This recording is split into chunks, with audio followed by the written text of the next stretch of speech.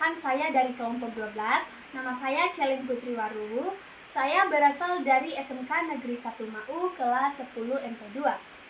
Di sini saya akan membahas atau menjelaskan materi tentang kegiatan ekonomi dan pelaku ekonomi yang terdapat di bab 7 buku IPAS kelas 10 Kurikulum Merdeka yang diasuh oleh guru mata pelajaran Ibu Erniwati Fatlase. Nah teman-teman, di sini saya mengajak kita semua untuk memahami bagaimana kegiatan ekonomi itu berjalan dan siapa saja pelaku yang berperan penting dalam kehidupan sehari-hari. Jadi jangan sampai terlewatkan videonya, disimak baik-baik ya.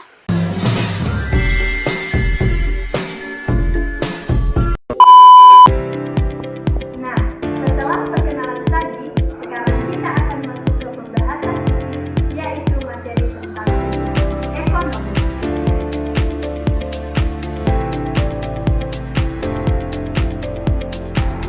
Nah, setelah perkenalan tadi, sekarang kita akan masuk ke pembahasan inti, yaitu materi tentang kegiatan ekonomi.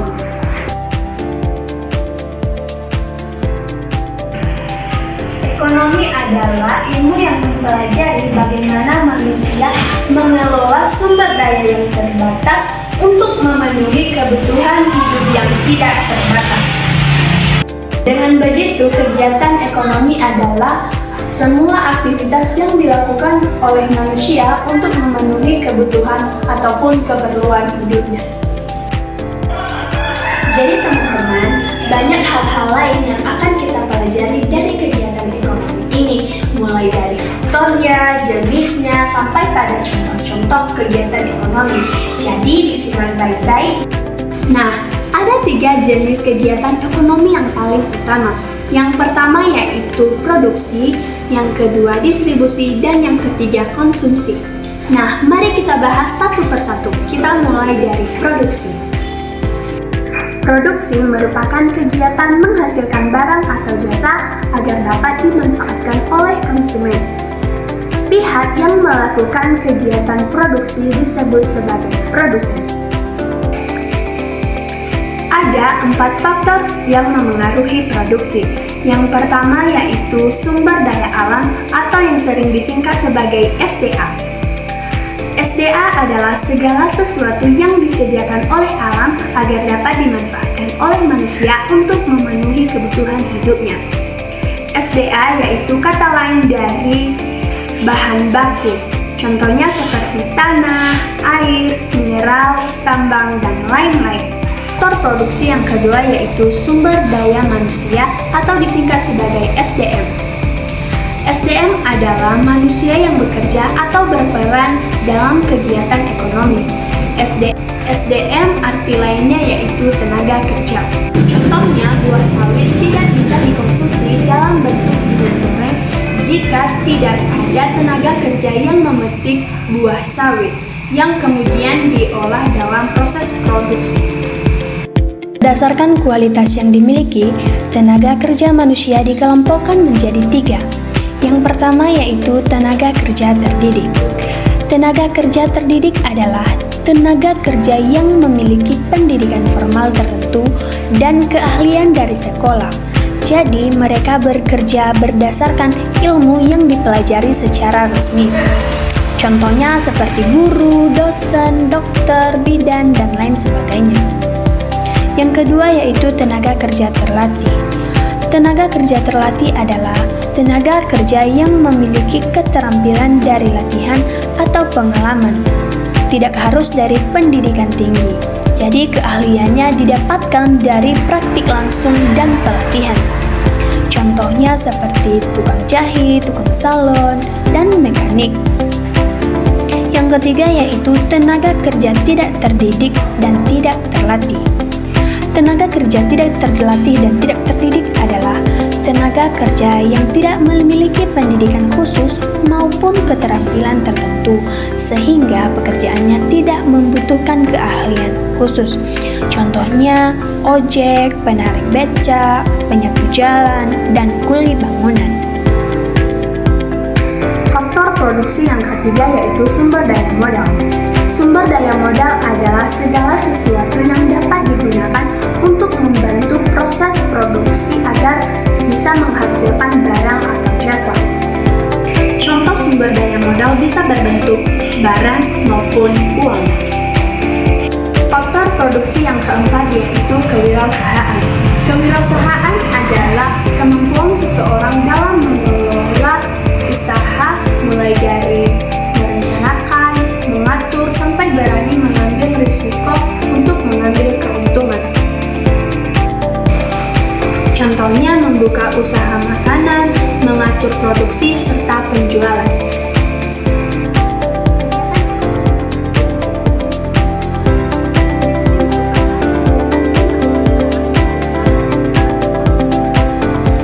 Pihak yang melakukan kegiatan distribusi disebut sebagai distributor. Cakupan kegiatan distribusi.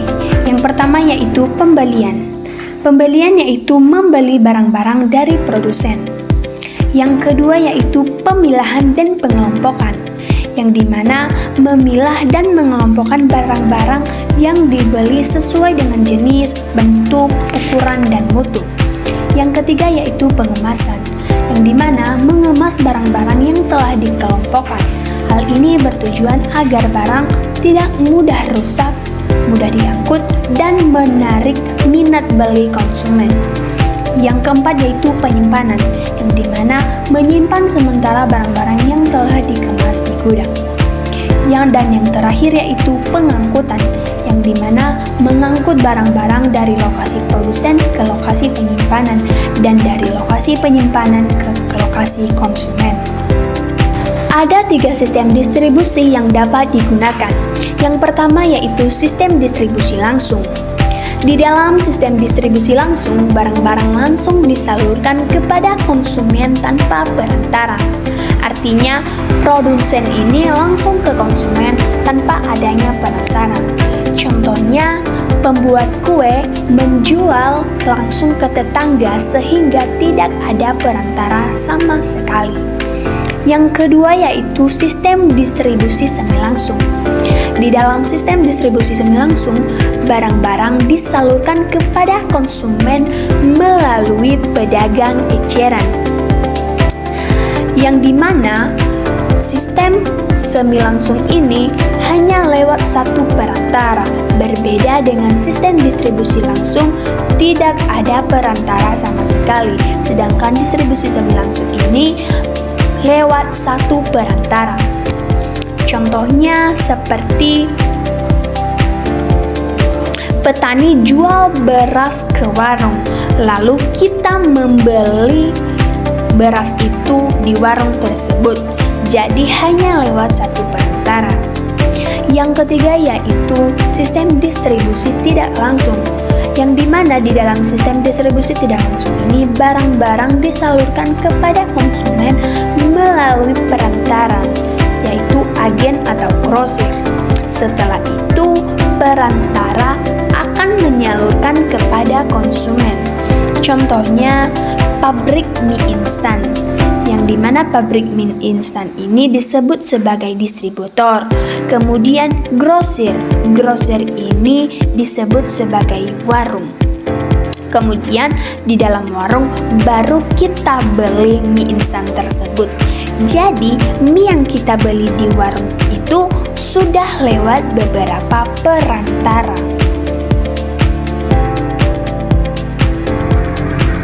Kegiatan ekonomi yang ketiga yaitu konsumsi. Konsumsi merupakan kegiatan menghabiskan atau mengurangi nilai guna barang jasa untuk memenuhi kebutuhan hidupnya. Pihak yang melakukan kegiatan konsumsi disebut sebagai konsumen. Nah, adapun kaitan materi tentang kegiatan ekonomi ini dengan subtema yaitu perilaku ekonomi dan kesejahteraan sosial. Yang pertama yaitu perilaku ekonomi, yaitu cara seseorang atau masyarakat bertindak dalam produksi, distribusi, dan konsumsi untuk memenuhi kebutuhan hidupnya. Kaitannya yang pertama yaitu produksi, pelaku usaha jujur, efisien, dan tidak merugikan orang lain. Yang mana penyaluran barang adil, tidak semena-menanya menaikkan harga barang. Kemudian yang ketiga yaitu konsumsi. Bagaimana konsumen harus bijak, tidak boros dalam menggunakan produk atau jasa. Yang kedua yaitu kesejahteraan sosial, di mana kondisi masyarakat yang hidupnya aman, makmur, dan kebutuhan terpenuhi. Kaitannya dengan produksi yang pertama yaitu di mana produksi baik, barang cukup, dan ada lapangan kerja. Yang kedua yaitu kaitannya dengan distribusi, di mana distribusi lancar, jadinya barang mudah didapatkan dengan harga yang stabil. Yang ketiga yaitu kaitannya dengan konsumsi, di mana konsumsi bijak sehingga kebutuhan terpenuhi tanpa adanya pemborosan. Jika perilaku ekonomi baik, maka tidak ada kecurangan, kebutuhan terpenuhi, ekonomi stabil, jadinya kesejahteraan sosial meningkat. Nah, demikian penjelasan saya terkait materi tentang kegiatan ekonomi. Semoga bermanfaat bagi kita semua. Nah, sekarang kita akan masuk ke subbab baru yaitu materi tentang pelaku ekonomi. Setelah memahami bagaimana kegiatan ekonomi berjalan, kita juga perlu mengenal siapa saja pelaku ekonomi yang terdapat di dalamnya. Nah, untuk memahami hal tersebut, kita akan mulai dari pengertian pelaku ekonomi itu tersendiri. Pelaku ekonomi adalah pihak yang melakukan kegiatan ekonomi untuk memenuhi kebutuhan hidupnya. Adapun 3 jenis pelaku ekonomi. Yang pertama yaitu rumah tangga ekonomi atau RTK. Rumah tangga ekonomi atau RTK adalah keluarga yang memakai barang atau jasa. Contohnya membeli makanan, bekerja, dan menabung. Perannya berperan sebagai konsumen dan penyedia tenaga kerja. Yang kedua yaitu rumah tangga produsen atau RTP. Rumah tangga produsen atau RTP adalah perusahaan yang menghasilkan barang atau jasa. Contohnya seperti pabrik, toko, atau bengkel. Dia berperan sebagai produsen. Yang ketiga yaitu rumah tangga negara atau rumah tangga pemerintah. Rumah tangga negara atau rumah tangga pemerintah adalah pihak yang mengatur kegiatan ekonomi negara. Contohnya pembangunan jalan, dan memberi bantuan sosial. Rumah tangga negara ini berperan sebagai pengatur dan pelayanan masyarakat. Nah, adapun kaitan tentang materi pelaku ekonomi ini dengan perilaku ekonomi dan kesejahteraan sosial. Yang pertama yaitu rumah tangga keluarga atau RTK. Kaitannya yaitu mengatur pengeluaran dengan baik agar kebutuhan keluarga terpenuhi dan hidup lebih sejahtera. Yang kedua yaitu rumah tangga produsen. Kaitannya yaitu memproduksi barang dan membuat lapangan kerja sehingga membantu kesejahteraan masyarakat. Yang ketiga yaitu rumah tangga negara atau rumah tangga pemerintah. Rumah tangga negara atau rumah tangga pemerintah ini kaitannya yaitu membuat aturan agar ekonomi berjalan lancar dan masyarakat lebih sejahtera.